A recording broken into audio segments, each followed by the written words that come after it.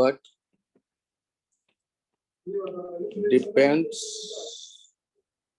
on height,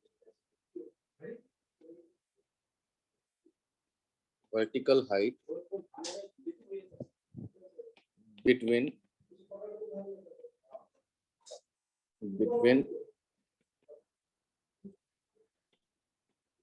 initial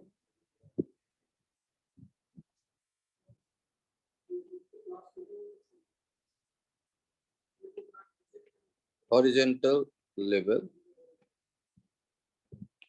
and final horizontal level of position of object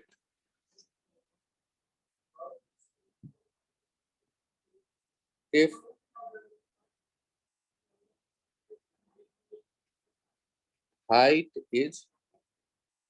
height increases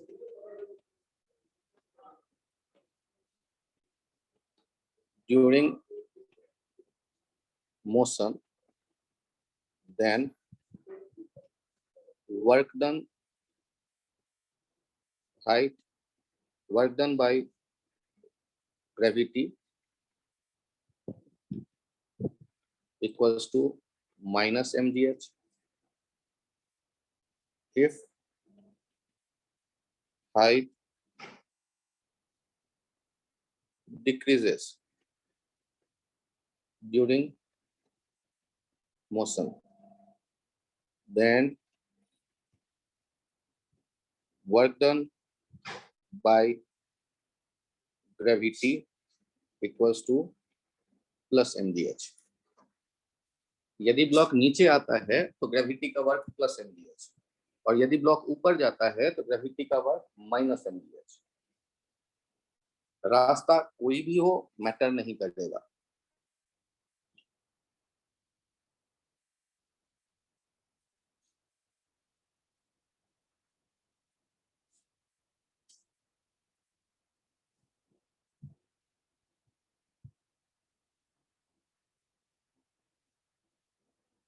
यहाँ ध्यान रखिएगा एक point और, work done by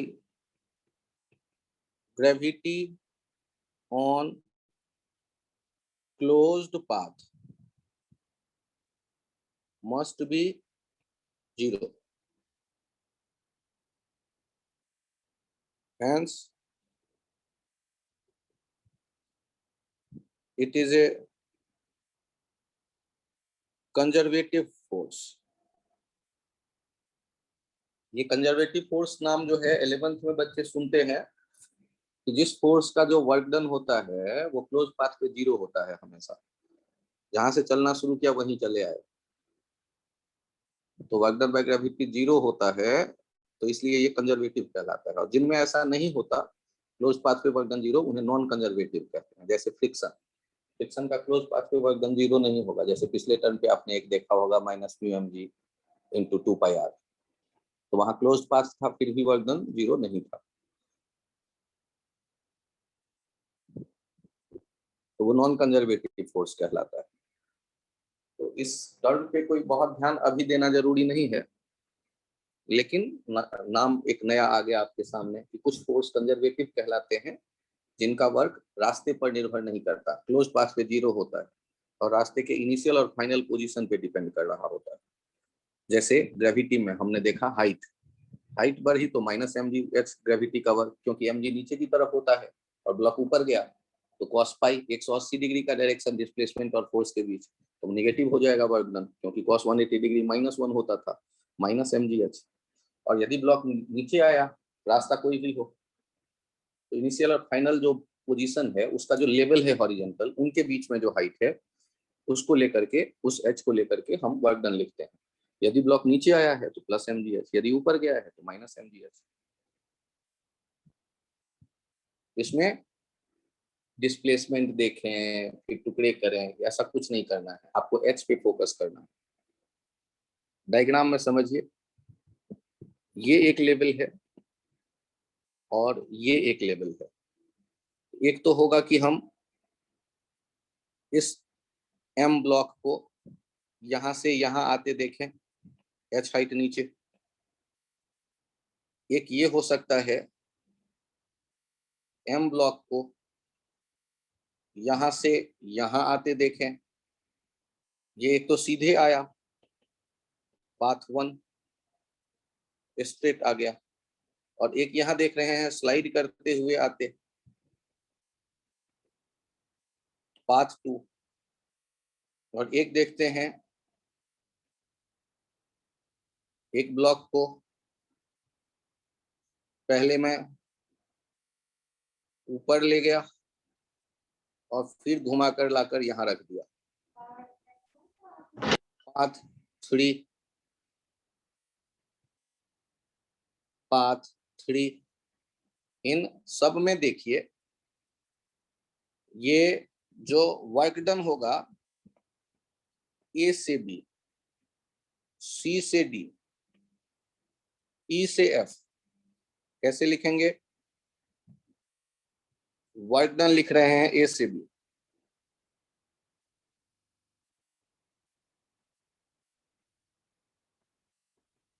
work done by gravity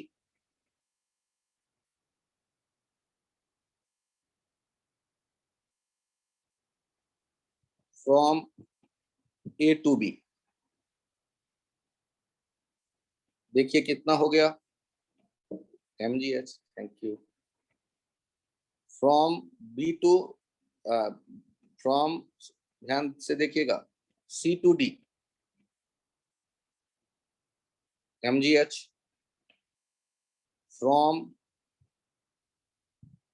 E to F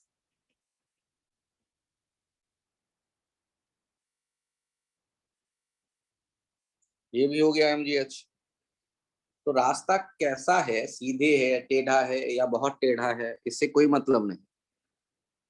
initial level और final level के बीच जो height है, उस एच को लेके वर्क डन लिखते हैं। यदि ब्लॉक नीचे आया तो प्लस mgh, और यदि ब्लॉक ऊपर ले जाते, हाइट बढ़ती किसी भी रास्ते से, एच हाइट बढ़ी, तो प्लस mgh।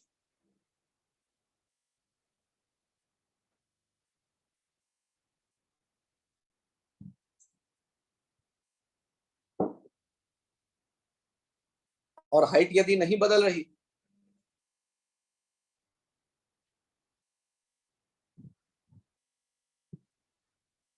तो work done by gravity 0।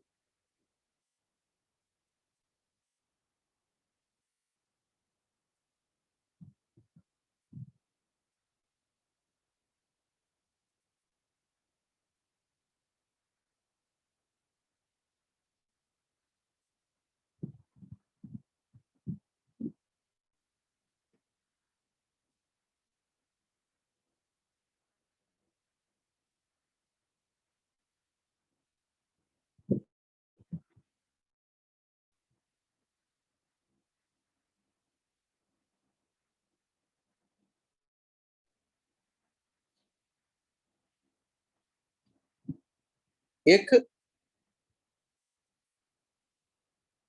Important idea है, फिर मैं याद दिलाऊंगा आपको कि वो आइडिया आपके क्लास में कम यूज होता है, लेकिन देखिएगा ये डिफिनीशन है।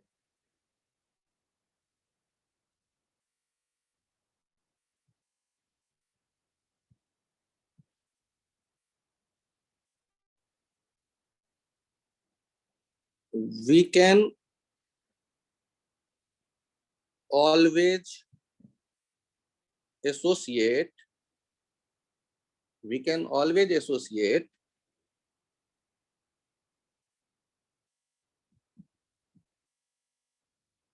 a potential energy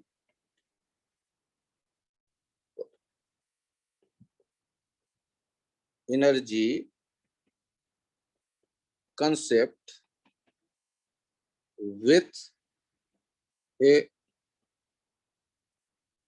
conservative force.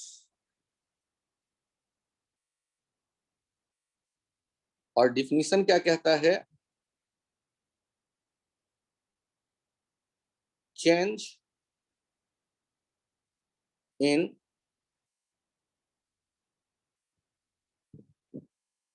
Potential energy equals to negative of work done by conservative force. फिर से मैं लिखता हूं, change in potential energy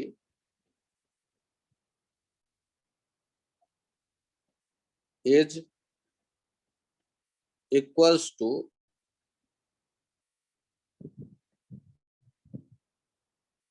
negative of work done by the conservative force।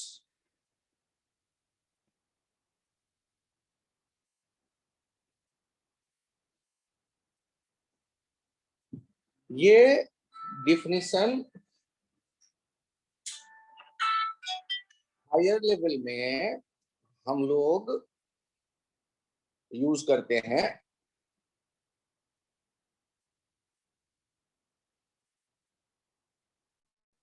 और आप थोड़ा सा ध्यान दें तो आपको भी ये पसंद आ जाएगा। कि जैसे मैंने ये ग्राउंड मान लिया, ग्राउंड यदि इसे मान लिया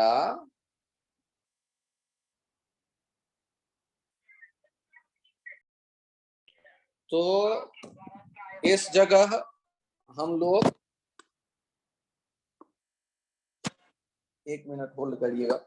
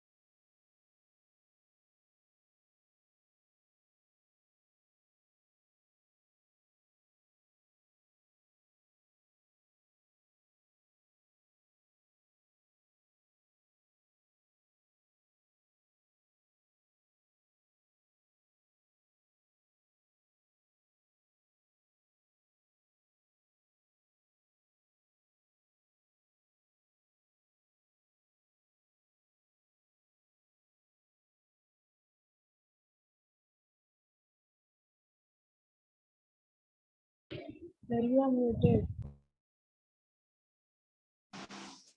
थैंक यू, आपने बताया कि energy associated due to position और configuration of a system is called potential energy. एक और डिफिनीशन मैंने दिया कि जैसे स्प्रिंग के दबा देने पर वहां एनर्जी रहता है, क्योंकि जैसे ही हाथ हटाते हो वो किसी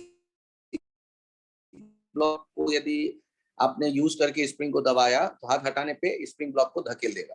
स्प्रिंग के पास दबे होने पर या खींचे होने पर एनर्जी जमा होता है, ये उनके कॉन्फ़िगरेशन के कारण है। एक ब्लॉक को ए पोजीशन जमीन से उठाकर एच हाइट पे बी पोजीशन पर ले गए और वहां से यदि गिरा दो तो वो जमीन पे आके हिट करेगा, और यदि कोई कील है यदि कोई कील है तो उसे धकेल कर जमीन में सेट कर देगा।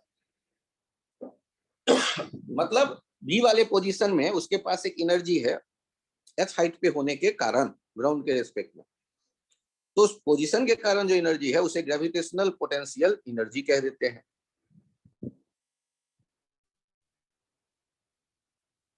जबकि जब वो जमीन पे रखा हुआ था ब्लॉक, तो उस समय तो पोटेंशियल एनर्जी हम कहते हैं कि जमीन पे रखा है, अभी कोई एनर्जी नहीं है। तो आपने यू ए देखा, आपने यू बी देखा, ए पर पोटेंशियल एनर्जी जीरो। तो जनरली हम, ये हमारा एजम्पशन होता है, ये हमने चूज किया है, ये ग्राउंड पे जीरो, ये कह लेते हैं हमारा एजम्पशन।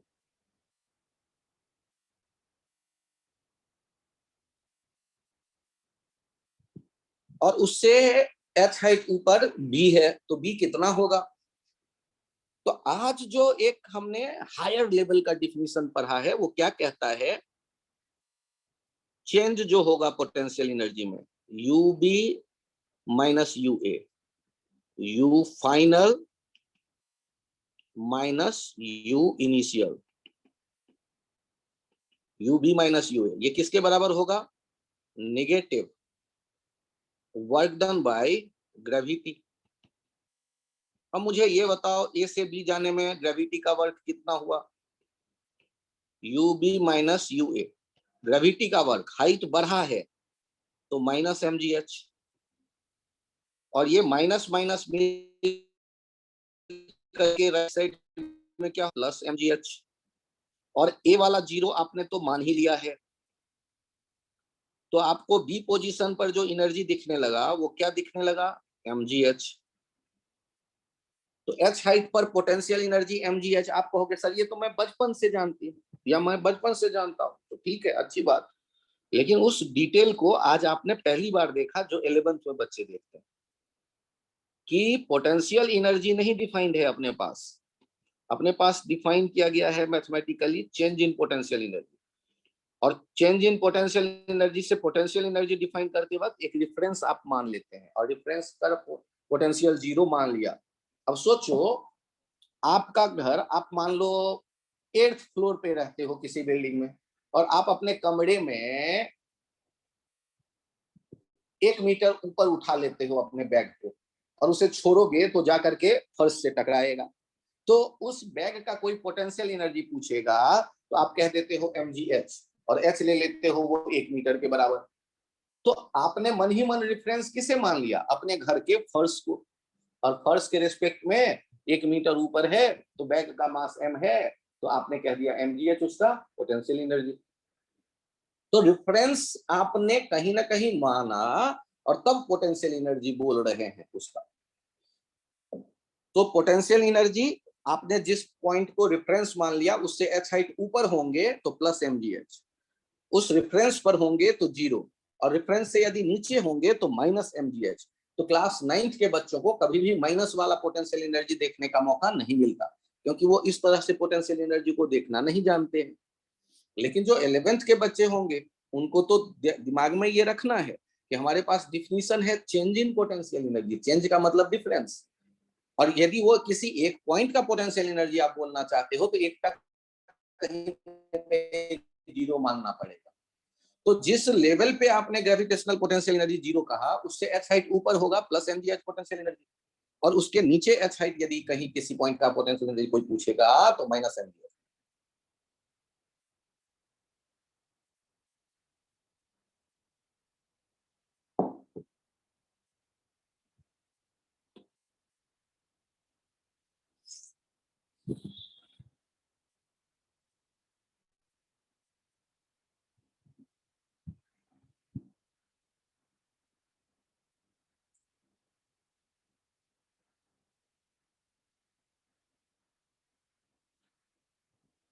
एक और नया टर्म आपके सामने आ रहा है। एक m मास का ब्लॉक है और ये v स्पीड से जा रहा है, तो यहां डिफाइंड है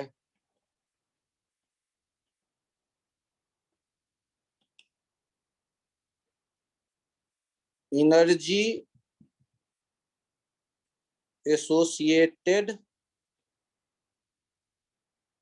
with a moving object due to its motion is called its kinetic energy.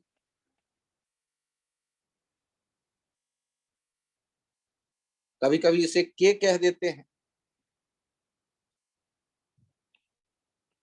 For a particle m having speed v, its kinetic energy k is given by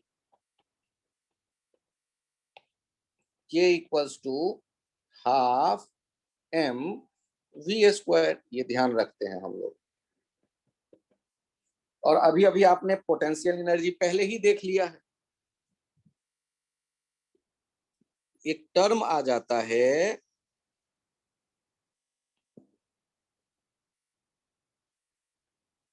mechanical energy.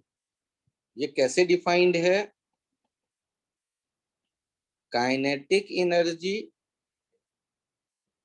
Plus potential energy.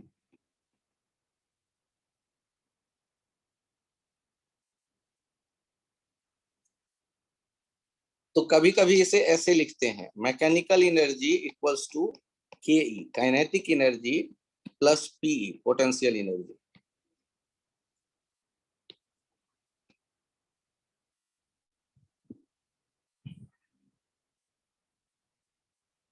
Mechanical energy equals to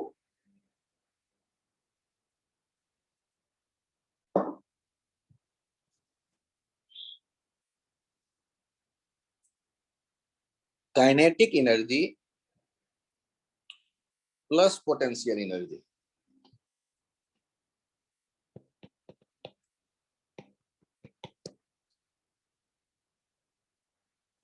इसको भी आप definition के ही category में रखिए। ये ऐसे define किया गया है।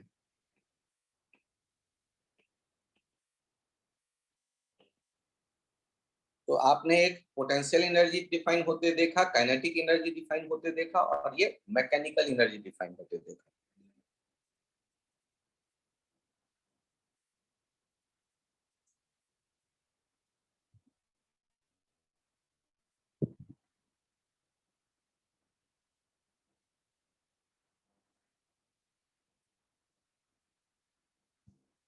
कभी कभी इसे ऐसे भी लिख देते हैं, कैपिटल के plus capital you, mechanical energy को।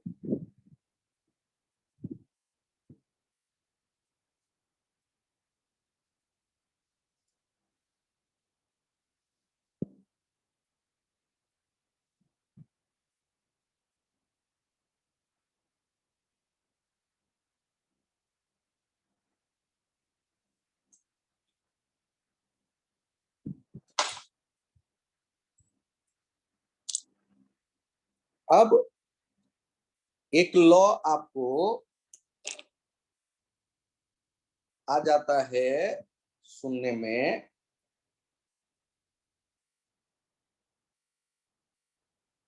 लॉ ऑफ कंजर्वेशन ऑफ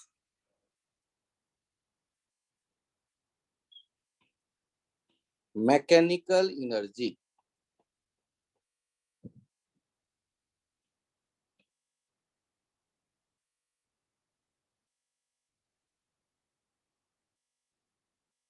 ये क्या कहता है?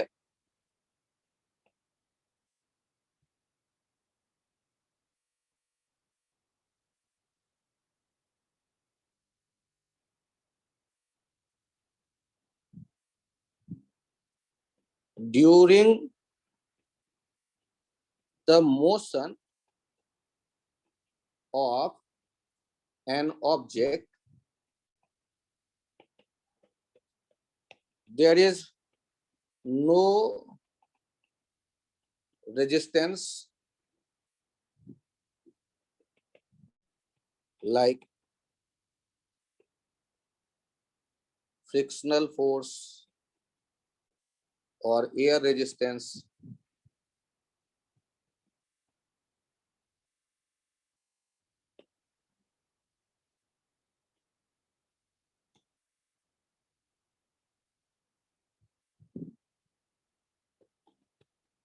acting on it. इससे पहले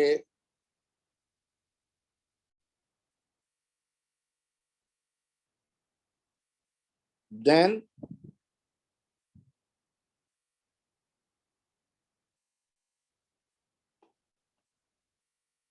ये यहाँ एक if टर्म मैं ऐड कर देता हूं. If during the motion there is no resistance acting on it, then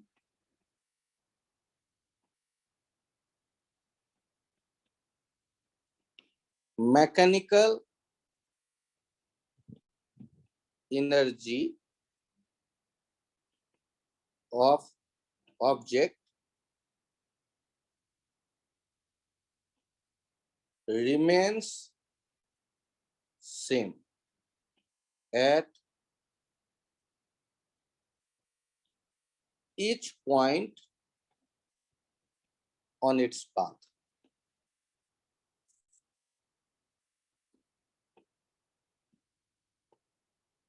If during the motion of an object there is no resistance acting on it, resistance मतलब ऑब्जेक्ट के movement को oppose करने वाला, जैसे हुआ फ्रिक्शन, जैसे हुआ air resistance या कोई किसी भी तरह का resistance, then mechanical energy of the object remains same at each point on its path. ये जो है ये कहलाता है law of conservation of matter. Conserve होने का मतलब कांस्टेंट बना रहना, कभी नहीं बदलना. कौन नहीं बदलता? काइनेटिक पोटेंशियल ये तो बदलेंगे, लेकिन उनका जो सम होगा ना वो नहीं बदलेगा. मीन्स डिफरेंट पॉइंट जो देखेंगे पाथ के, तो मान लो पॉइंट 1 पे काइनेटिक एनर्जी K1 है, पोटेंशियल एनर्जी U1 है, और पॉइंट 2 पे जब पार्टिकल पहुंचता है तो काइनेटिक एनर्जी K2 है और पोटेंशियल एनर्जी U2 है. तो अलग अलग तो बदलेंगे, लेकिन उनका जो सम होगा ना K प्लस U वो कांस्टेंट बना रहेगा.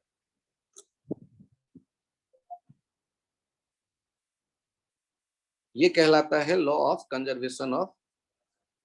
और इसके लिए कंडीशन क्या हो गया? रेजिस्टेंस नहीं होना चाहिए किसी तरह का.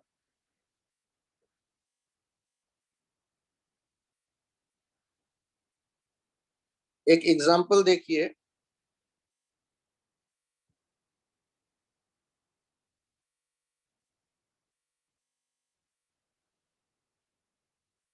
When a ball is dropped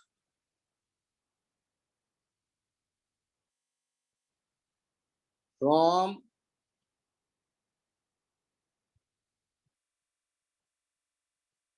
height h,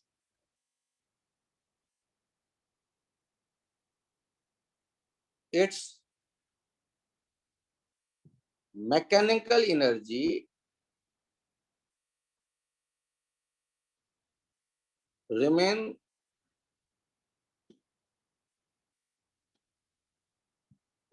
same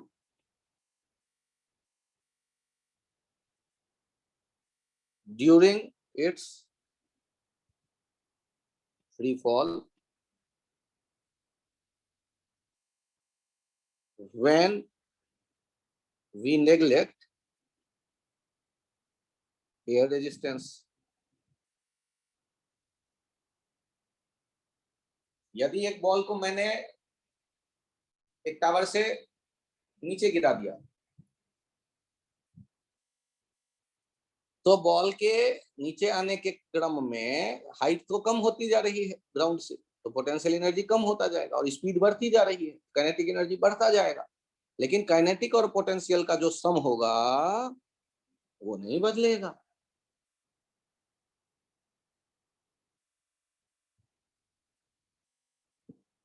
sir ठीक से समझाओ, ठीक से चित्र बनाओ। When a ball is dropped from height h, its mechanical energy remains the same during its free fall when we neglect air resistance। तो हम मान के ही चलते हैं जब तक कहा नहीं जाए एयर रेजिस्टेंस नेग्लिजिबल होगा।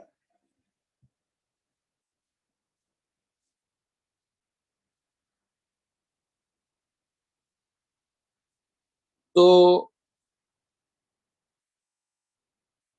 डायग्राम से इसे देखिए, आपने h हाइट का एक टावर देखा और यहां से इस बॉल को ड्रॉप कर रहे हो जो कि m मास का है। बॉल इज ड्रॉप्ड, तो ड्रॉप किया है बॉल, तो इसका मतलब है कि वेलोसिटी अभी क्या होगा, 0। तो मान लो ये पोजीशन आप कहते हो ए,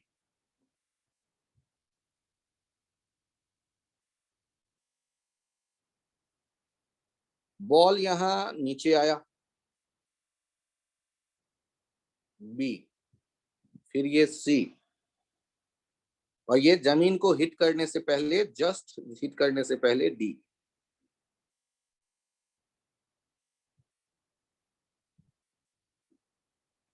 यहां देख रहे हैं ग्राउंड, बॉल जब नीचे आया तो उसकी स्पीड तो बदल रही होगी,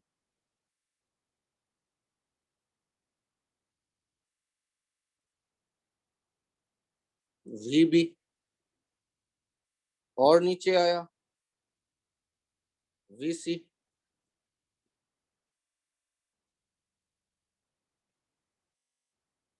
और नीचे आया जमीन पे टक्कर होने के टाइम पे स्पीड वी डी। तो स्पीड तो बढ़ती गई। आपको मान लो ये बता दिया गया है ये h/4, ये h/4 और ये टोटल h/2।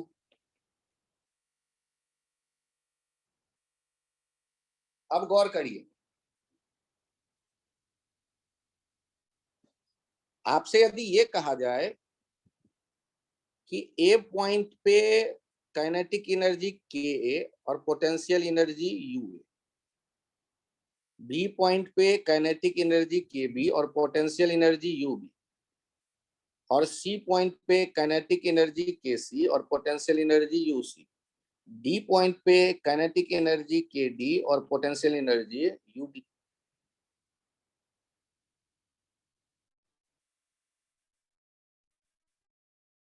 तो आप ये ध्यान रखिएगा, बाय द लॉ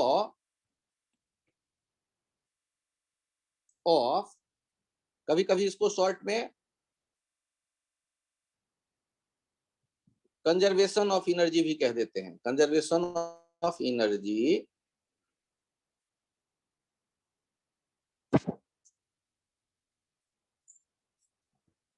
हम लोग कह देंगे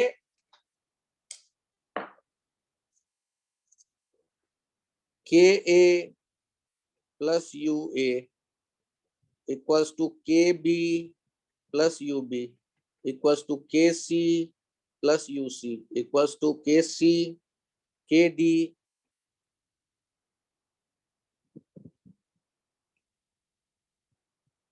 के डी प्लस यू डी। मतलब अलग अलग पोजीशन पे जो मैकेनिकल एनर्जी है वो सेम होगा। Mechanical energy at A, mechanical energy at B, mechanical energy at C, mechanical energy at D. Sir इससे हमें क्या फायदा मिलेगा? इससे इससे हमें फायदा क्या मिलेगा, मैं क्यों इतना मेहनत करूं इसको समझने की।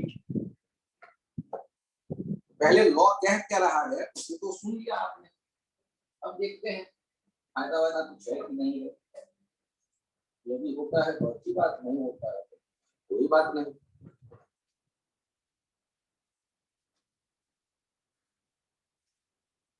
मुझे ये बताइए, आपसे यदि पूछ दिया गया कि वेलोसिटी बताओ ग्राउंड को यदि हिट बॉल तो हिट करने से पहले वेलोसिटी बताओ। जैसे आपसे कह दिया गया एक question, find velocity of the ball just before it hits the ground when it is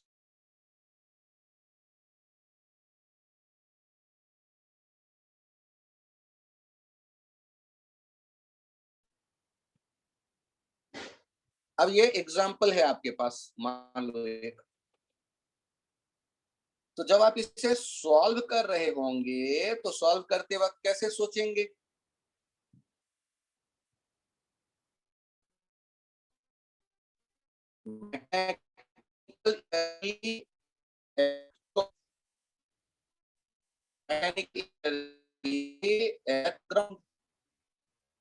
same होगा, kinetic energy at A, potential energy at, चित्र से देखो, kinetic energy D plus potential energy at D, zero, क्योंकि half into M into zero square, क्योंकि rest से अभी drop किया है आपने। तो ये कितने हाइट पे है, एच हाइट पे पोटेंशियल एनर्जी लिखना हमने सीख लिया है mgh, और डी वाले पे half M V D square, और वो तो ग्राउंड है तो ग्राउंड पे पोटेंशियल एनर्जी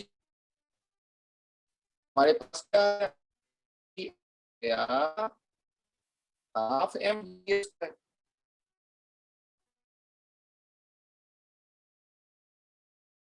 पता चल गया।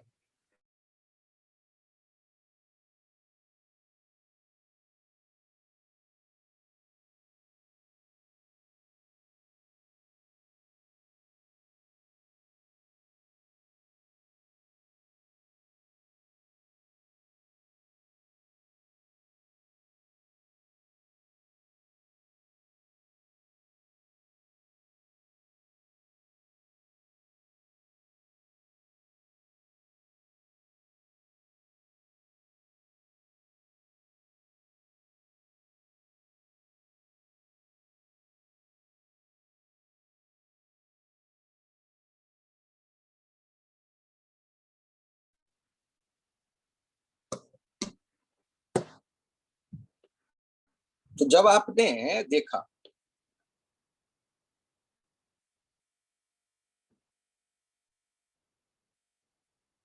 एच हाइट के टावर से एक बॉल को ड्रॉप किया गया, ए पॉइंट पे ये बॉल इज ड्रॉप, तो ड्रॉप कर रहे हो एच हाइट से, तो इसके अभी तो रेस्ट पे ही है ये, तो काइनेटिक एनर्जी ए पे कितना, जीरो, और पोटेंशियल एनर्जी ए पे कितना, एच हाइट पे है तो mgh। जब ये बॉल डी वाले पॉइंट पे आया तो इसकी स्पीड वी डी, तो काइनेटिक एनर्जी डी पे कितना हो गया, half M V D square, और पोटेंशियल एनर्जी कितना हो जाएगा एट डी। तो याद करिए ये तो ग्राउंड पे पहुंच चुका है लगभग, हाइट नेग्लिजिबल तो जीरो, और हम सॉल्व करते वक्त क्या लिख देंगे, हमें यही तो चाहिए था वी डी, तो हम सॉल्व करते वक्त क्या लिख देंगे, एग्जाम्पल तो यही था, पूछा गया हमसे, हमने कुछ इसमें एलिमेंट भी पुटअप कर दिया, के ए यू ए, ये सब बातें। के ए हमने देख लिया, यू ए हमने देख लिया, के डी हमने देख लिया, यू डी हमने देख लिया। और अब क्या लिखेंगे सॉल्व करते हुए? By conservation of energy. Mechanical भी लिखने में आलस आता है, सीधे एनर्जी लिख दिया। के ए प्लस यू ए किसके बराबर हो जाएगा? K D plus U D. 0 plus M G H equals to half M V D square plus 0। Check करो यहां से कितना आ गया? Half M V D square equals to M G H. Left side right side केवल अदला बदली कर दी और कुछ खास नहीं। एम दोनों तरफ से कट गया, वी डी स्क्वायर 2 को राइट साइड ले जाओ 2GH। एम को दोनों तरफ से कट कर दिया है और ये VD कितना हो गया? √2GH। तो हमने अभी जो वेलोसिटी पता किया वो किस लॉ के आधार पे? Law of conservation of mechanical energy.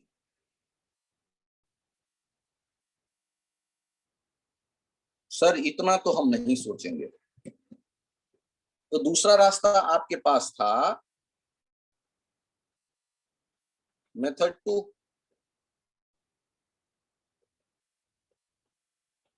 Straight line motion.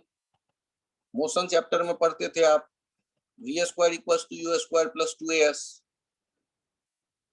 vd² equals to 0² plus 2 into g into h। vd आ गया √2gh।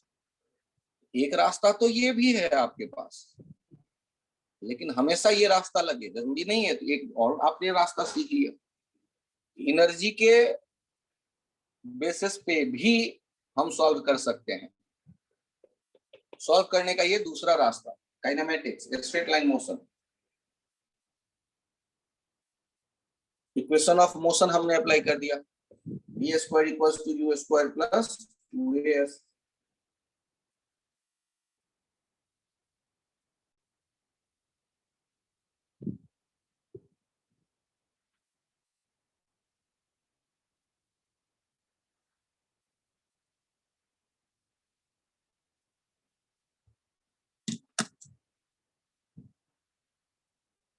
ये काइनेमेटिक्स वाला आइडिया भी समझ में आया? Yes sir. यहाँ कंजर्वेशन के बारे में जब हम बात करते हैं ना, तो ऐसे भी इसे लिखते हैं। देखिएगा ध्यान से, एक कंसेप्ट बोलने के लिए ये भी आता है कि जब आप लिखते हैं mechanical energy at A equals to mechanical energy at D,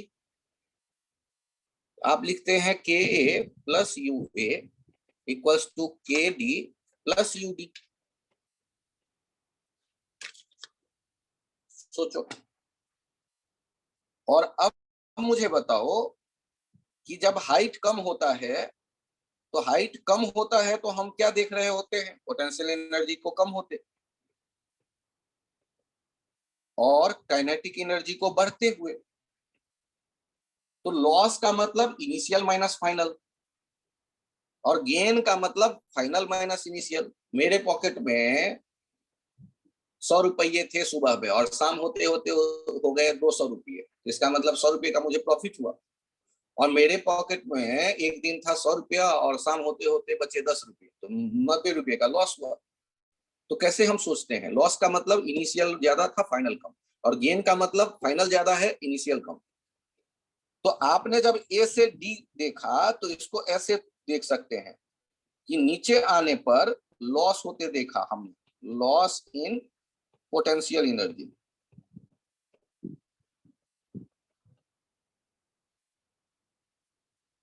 और दूसरा हमने सोचा गेन इन काइनेटिक एनर्जी।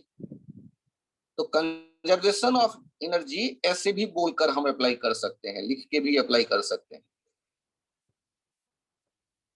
कि एक कोई एनर्जी यदि बढ़ेगा तो दूसरा घटेगा। जो आपको एक समझ में आ गया, मान लो एक गेंद को आसमान में ऊपर फेंकोगे, तो बताओ तो एक गेंद को आसमान में ऊपर फेंक रहे हो, ऊपर जाते देख रहे हो, तो उसकी कौन सी एनर्जी कम होती जा रही है, काइनेटिक या पोटेंशियल?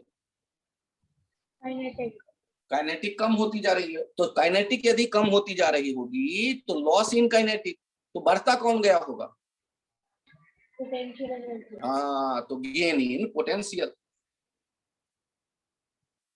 तो एनर्जी कंजर्वेशन को उस नजरिए से भी लिख सकते हैं। एक तो लिख सकते हैं कि मैकेनिकल एनर्जी कांस्टेंट, और दूसरा तरीका होता है ऐसे सोचना।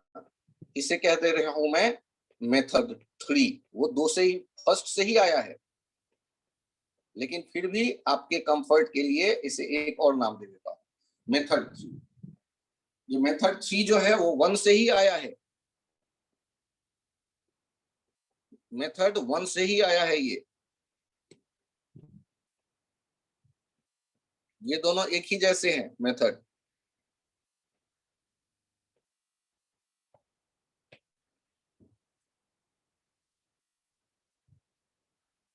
कि हमसे कोई कहे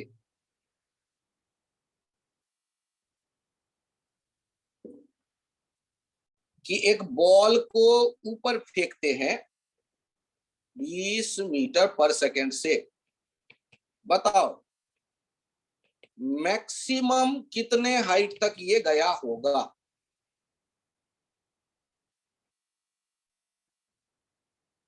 तो ध्यान से देखिए, ये पॉइंट हमने मान लिया ए और ये पॉइंट मान लिया बी। यहां हमने ग्राउंड सोच लिया या रेफरेंस सोच लिया, और ए से बी जाते हुए हम कैसे सॉल्व करेंगे? तो क्या सोचेंगे? ए टू बी, ए से बी गया, क्या कम हुआ? Kinetic, loss in kinetic energy. और बढ़ा कौन? हाइट बढ़ रही है, gain in potential energy. Kinetic energy में लॉस कितना हुआ? पहले था हाफ m20² और बाद में तो 0 हो गया। और गेन कितना हुआ? ये h हाइट ऊपर आया तो mgh, शुरू में क्या था? 0।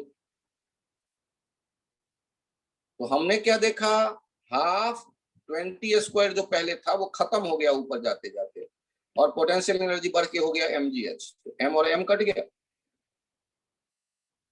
तो 1/2 इंटू 20 जी के बदले हम लोग 10 यूज करते हैं, 9.8 के बदले ज्यादातर, और क्वेश्चन में वैसे लिखा गया रहता है जो चाहिए आपको। तो h का वैल्यू कितना आ गया?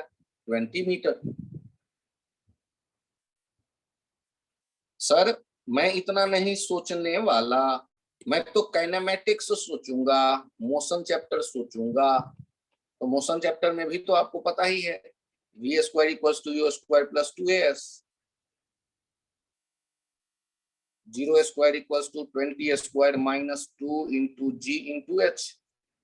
h का वैल्यू हो गया 20²/2g, 20 × 20/2 × 10, h का वैल्यू आ गया 20 मीटर। तो आप मोशन से भी सोच सकते हैं। एक ही क्वेश्चन बनाने के, देखने के दो नजरिए आपके पास है, बनाने के दो नजरिए आपके पास है, दो तरीके आपके पास है।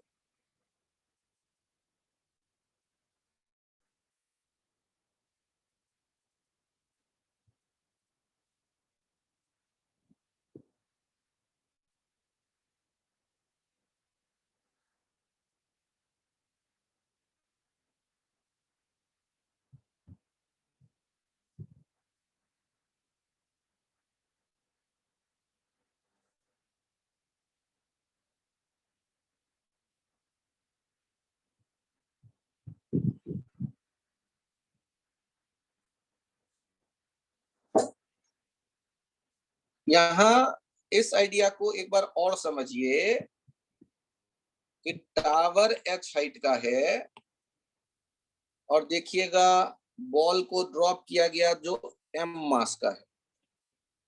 Ball is drop.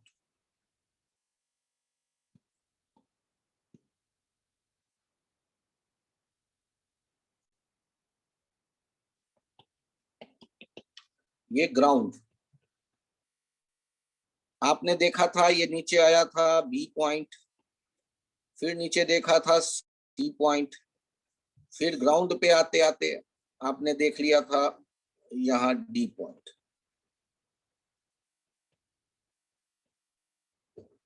देखिए आपसे कोई कहता है कि A पॉइंट पे काइनेटिक एनर्जी कितना, तो 0, लेकिन पोटेंशियल एनर्जी कितना ए पॉइंट पे, आप कहते हो mgh, क्योंकि आपने याद किया हुआ है कि ग्राउंड जो है ना जनरली हम रेफरेंस मान लेते हैं।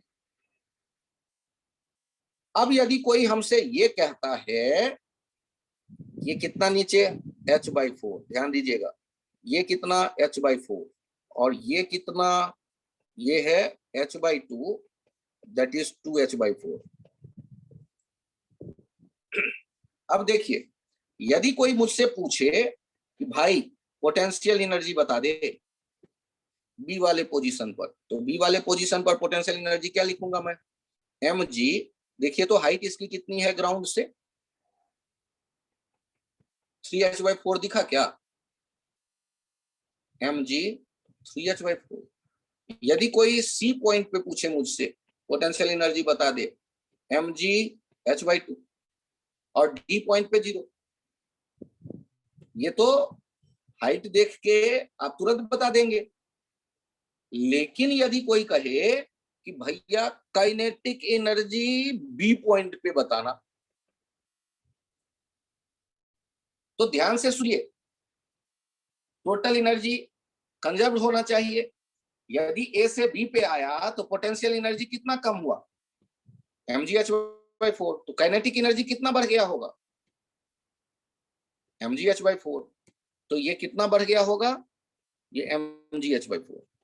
यदि ए से सी पॉइंट पे आ गया होगा, ए से सी पॉइंट पे आ जाएगा तो काइनेटिक पोटेंशियल एनर्जी कितना कम हो जाएगा, h/4 मिलके हो गया h/2, mgh/2, तो काइनेटिक एनर्जी कितना बढ़ जाएगा, mgh/2, 0 से बढ़ के हो गया mgh/2।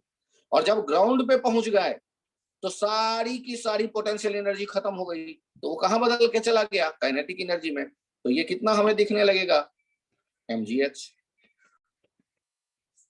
फिर से देखिए कि पोटेंशियल एनर्जी क्या हुआ, कम होता गया, और काइनेटिक एनर्जी देखिए वो बढ़ता चला गया।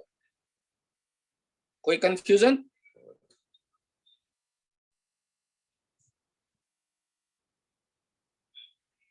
आज के लिए इतना ही रखते हैं। Thank you.